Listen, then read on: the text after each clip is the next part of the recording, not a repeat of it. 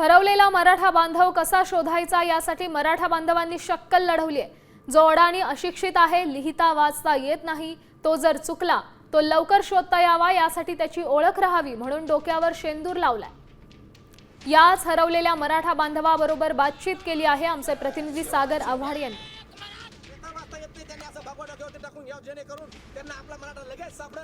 मोठ्या संख्येने मराठा बांधव मुंबईमध्ये दाखल झालेले आहेत। 2 दिवसापासून मुंबईमध्ये मराठा बांधवांची संख्या आपल्याला पाहायला मिळते।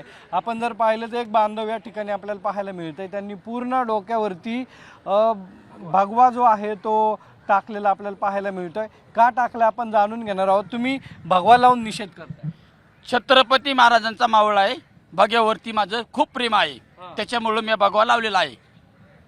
का लावले बघा? यांनी काल आम्ही छत्रपती शिवाजी टर्मिनलला लघवीला गेल्याच्या निमित्ताने हा आमचा मावळा त्या ठिकाणी गुम झाला, परंतु आम्हाला 3 तास त्या ठिकाणी मावळा सापडला नाही।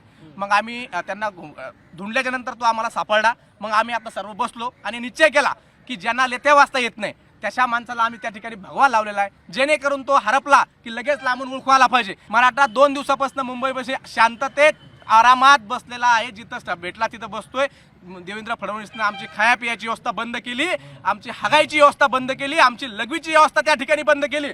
परंतु माझं म्हणणं या देवेंद्र फडणवीसला एकच आहे, देवेंद्र फडणवीस साहेब, मराठ्यांचा अंत तुम्ही पाहू नका। ज्या खुर्चीत तुम्ही बसलात त्या ठिकाणी या सर्व मराठ्यांना तुम्हाला बसवलंय, एवढी जाणीव त्या ठिकाणी ठेवलेली पाहिजे। आणि जे कोले कुत्रे तुम्ही आमच्या मराठा योद्धा मनोज जरांगे पाटील यांच्या भुकासाठी सोडले होते, आता ते जाळ्या झोपड्यात जाऊन झोपलेत। त्यांना कळतंय की मराठा आता मुंबईत दाखल झालाय, आपण जर जास्त बोलावं तर आपल्या घरावर मराठा आल्याशिवाय त्या ठिकाणी राहणार नाही। कॅमेरामॅन छटके सर, सागर आव्हाड, साम टीव्ही, मुंबई।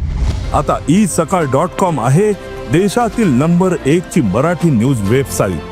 प्रत्येक अपडेटसाठी isakal.com ला नक्की भेट द्या।